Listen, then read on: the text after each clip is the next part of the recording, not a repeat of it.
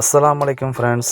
இப்போ மூணாரில் நாம் பார்க்க போகிற இடம்னு பார்த்தீங்கன்னா, இது வந்து ஒரு horse riding and photo point எடுக்கக்கூடிய இடங்க இது. இந்த இடத்துல பார்த்தீங்கன்னா நிறைய ஹார்ஸ்லாம் இருந்துச்சு. இதை தாண்டி கொஞ்சம் தூரத்துலேயே வரும். இங்கேயும் பாருங்கள் ஒரு ஹார்ஸ் இருக்குது.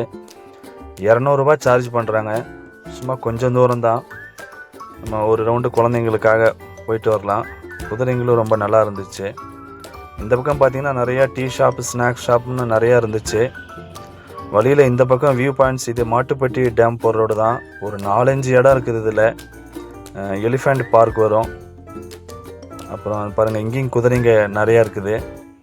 இதுவும் வந்து ஒரு ஃபோட்டோ பாயிண்ட் தான். இது இங்கேருந்து நம்ம ரீல்ஸ் போடுறதுக்கு, ஃபோட்டோ எடுக்கிறதுக்கு, ஃபேமிலியாக எடுக்கிறதுக்கு ரொம்ப நல்லாயிருக்கும். இங்கேயும் ஒரு குதிரை பார்த்தேன், ரொம்ப சூப்பராக இருந்துச்சு. எனக்கும் குதிரையில் போகணுன்னா ரொம்ப பிடிக்கும். எல்லாருக்குமே பிடிக்கும் தான் குதிரையில் போகிறதுனா. பட் ஆனால் அதுக்குண்டான நேரமும் இப்போ இல்லை. நம்ம அடுத்த ஸ்பாட் போகலாம் அப்படின்னு சொல்லிட்டு நம்ம மாட்டுப்பட்டி டேம் நோக்கி புறப்பட்டோம். இதுதான் கர்மேலகிரி எலிஃபண்ட் பார்க். இது காலையில் 10 மணிக்கு ஓப்பன் பண்ணி சாயந்தரம் 5 மணிக்கு லாக் பண்ணிடுறாங்க. ஒரு ஆளுக்கு 1000 ரூபா சார்ஜ் பண்ணுறாங்க. சும்மா ஒரு 15 நிமிஷம் தான். யானையில் ஏறிட்டு இறங்கிறதுக்கு தான். யானைக்கு ஃபுட்டு கொடுக்கலாம். அதெல்லாம் நல்லா என்ஜாய்மெண்ட்டான குழந்தைங்களுக்கு. இது எல்லாமே வியூ பாயிண்ட்ஸ் தான். இந்த டர்னிங்லேயும் பார்த்தீங்கன்னா ஹார்ஸ் ரைடிங் இருக்குது. இங்கேயும் ஒரு குதிரை இருந்துச்சு, ரொம்ப சூப்பராக இருந்துச்சு.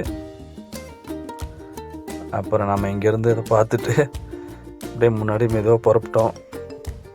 அடுத்தது பார்த்திங்கன்னா இங்கே இந்த சைட்லேயும் பார்த்திங்கன்னா நம்ம போகிற நேரத்தில் ஈவினிங் ஆனதுனால நிறைய வண்டிங்க கண்டினியூஸாக வந்துட்டு இருந்துச்சு. அதனால் நண்பர்களே, நீங்கள் ஸ்கூல் லீவ் அப்பையோ ஃபெஸ்டிவல் லீவ் அப்பையோ தயவு செஞ்சு யாரும் வராதீங்க. ஓகே ஃப்ரெண்ட்ஸ், நெக்ஸ்ட் வீடியோவில் மீட் பண்ணலாம்.